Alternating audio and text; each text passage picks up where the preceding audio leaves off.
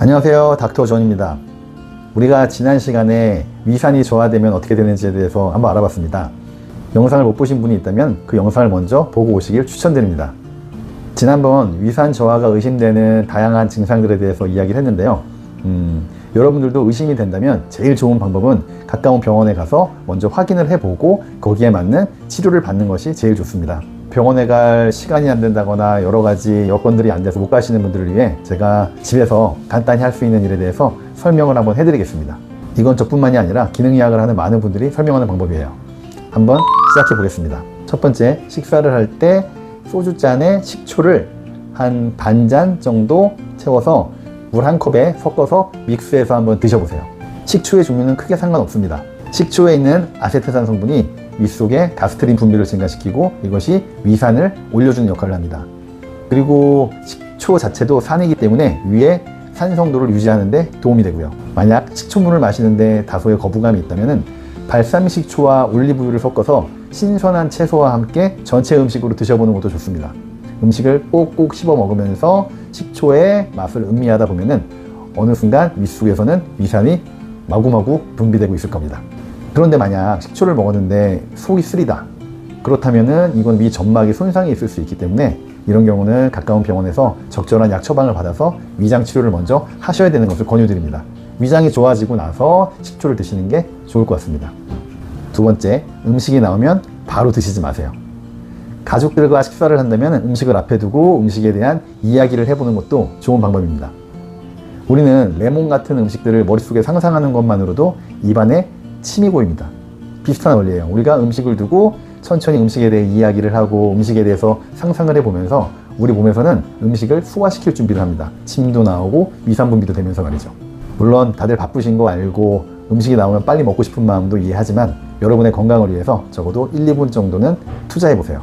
여러분의 위산은 더욱더 잘 분비될 겁니다. 그리고 세 번째, 제일 중요한, 음식을 천천히 꼭꼭 씹어서 먹어야 된다는 겁니다. 요새는 TV나 유튜브 개인 방송을 봐도 음식을 많이 먹고 빠르게 먹는 것을 보여주는데요. 제가 봐도 사실 굉장히 먹음직스럽습니다.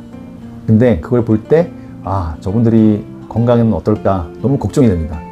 물론 그분들의 생업이라 제가 그분들에 대해서 감히 뭐라고 말할 순 없지만 왠지 건강엔 정말 좋지 않을 것 같아요. 그런 업을 갖고 있지 않은 분들이라면 우리는 가능하면 음식을 천천히 먹고 꼭꼭 씹어 먹는 습관을 들이셔야 됩니다. 저도 사실 고백을 하자면은 예전에는 음식을 빨리 먹고 많이 먹고 하는 것을 약간 자랑처럼 여기던 시절이 있었어요. 그래서 몸도 이렇게 뚱뚱해지고 혈액 검사를 해보면은 굉장히 좋지 않은 결과를 보였었죠. 하지만 이제는 음식을 천천히 먹으려고 많이 노력하고 있고요. 옛날에 비해서 먹는 시간이 굉장히 길어졌습니다. 체중도 줄고 혈액 검사 수치도 굉장히 좋아졌죠. 소화의 첫 단계는 위장이 아니라 입에서 일어납니다. 음식물들을 꼭꼭 씹는 저작 활동을 통해서 음식물을 잘게 부수고 침과 교반하는 작용을 통해서 위장 속으로 넘겨줘야 단백질이 충분히 분해가 되고 그 다음 소장에서 충분히 단백질과 다른 영양소들을 흡수할 수가 있게 되는 겁니다. 이렇게 설명드리면 죽을 먹으면 되겠구만 이라고 얘기하시는 분들이 있는데 나쁘지 않은 선택입니다. 하지만 이것도 역시 꼭꼭 씹어줘야 돼요. 왜냐하면 침과 섞이는 작용도 굉장히 중요하거든요. 침 속에 있는 아밀라제나 그것도 역시 소화효소이기 때문에 음식물들을 분해하는 데 도움이 됩니다. 죽도 씹어 드세요.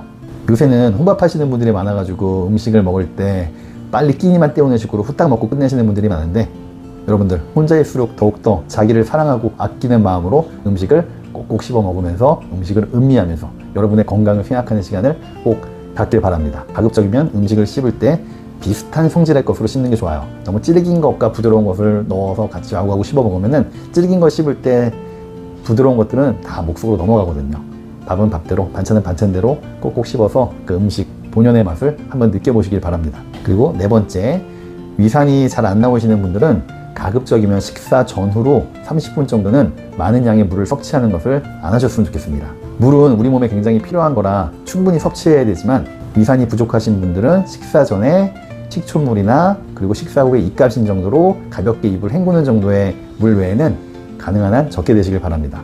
그리고 평상시 때 물을 충분히 드시길 권유합니다. 하루에 1.6에서 2.2리터 정도의 물은 드셔줘야 돼요.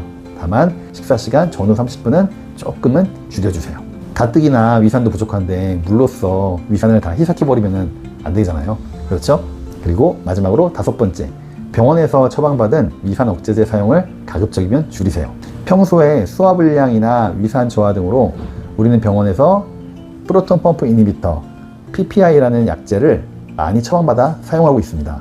그런데 많은 환자분들이 그런 약들을 많이 받아놨다가 속이 불편하실 때마다 계속 드시는 사람들이 있어요. 물론 이 약이 필요할 때도 있습니다. 위식도 역류가 심하다거나 위에 점막이 손상되었거나 때에 따라서는 먹어야 될 필요가 있지만 그렇지 않고 습관적으로 드시는 분들이 있어서 문제인 겁니다. 이 약들은 말 그대로 위산을 분비를 억제시키는 약이에요. 지속적으로 위산을 억제시킨다면 지난 영상에서 어떤 일들이 일어나는지에 대해서는 잘 설명해 드렸죠. 습관적인 약 복용은 위 건강뿐만 아니라 우리 몸의 건강에 좋지 않습니다. 꼭 필요할 때만 드시고 그 상황은 의사와 상의를 하세요. 지금까지 위산 저하에 좋은 생활 습관에 대해서 알려드렸는데요. 제가 위산 저하나 장에 좋을 수 있는 몇 가지 영양제, 보조제에 대해서도 좀 알려드리겠습니다. 베타인 HCl이라는 것이 있습니다. 베타인과 HCl이 결합된 것으로 위산이 부족한 경우 이를 대체하는 역할을 할 수가 있습니다. HCl의 농도가 올라가게 되면 펩신을 활성화시키고 소화에 이로운 작용을 할 수 있게 됩니다. 베타인 HCl 기억해 주세요. 그리고 또 하나가 감초 성분입니다. 글리시리직 엑시드라는 감초 성분은 위 점막이나 장 점막을 보호하고 튼튼하게 하는 효과가 있습니다. 아까 식초를 먹었을 때 속이 쓰리신 분들은 이런 영양제가 당연히 도움이 되겠죠. 감초 성분도 기억하세요. 그리고 차를 드실 때 생강차를 드시는 것도 위산 분비에 도움을 줄 수 있습니다. 생강차도 꼭 기억해 주세요. 그리고 위산이 저하돼서 장내 미생물이 불균형이 일어난 분들은 유산균 복용도 도움이 됩니다. 여러분에게 맞는 좋은 유산균을 잘 골라서 먹는 것도 좋은 방법이 될 것 같습니다. 지금까지 위산 저하가 있을 때 할 수 있는 생활 습관과 거기에 맞는 보조제 등에 대해서 잠깐 설명해 드렸는데요. 일단 위산 저하가 의심된다면 제일 중요한 것은 시간이 되고 여건이 된다면 가능한 한 병원에 가서 진단을 받는 것이 중요합니다. 그리고 위산 저하는 헬리코박터균 감염이 있을 때도 생길 수가 있는데요. 헬리코박터균이 자기가 살 수 있는 환경을 잘 만들기 위해서 위 속에 들어가서 위산을 분비하는 그런 세포들을 파괴시키는 역할을 하거든요. 그렇기 때문에 위산 저하가 있으신 분들은 반드시 헬리코박터균을 제균하는 것이 좋습니다. 그리고 위산 저하가 의심될 때 검사를 받으라고 하는 이유는 제가 보는 환자들 중에서는 분명히 모든 증상들이 위산 저하가 있을 것만 같았는데 실제로 검사를 해보면 또 아닌 분들도 있거든요. 그런 분들은 위산 저하가 아니라 어떤 몸에 다른 문제가 없는지 확인해 봐야 될 필요도 있습니다. 그러니 위산 저하와 같은 증상이 있을 경우에는 병원에 가서 실제로 위산 저하가 있는지 없는지 확인해보고 거기에 맞는 치료를 받는 것이 중요합니다. 그리고 지금 말씀드린 생활 습관들은 위산 저하가 있건 없건 모든 일반적인 사람들에게도 좋은 생활 습관이니 위나 장이 안 좋으신 분들은 꼭 실천해 보셨으면 좋겠습니다. 어떤가요? 지금 내용이 좀 도움이 되셨나요? 다음에 더 유익하고 좋은 내용으로 만나 뵙겠습니다. 지금까지 닥터 존이었습니다.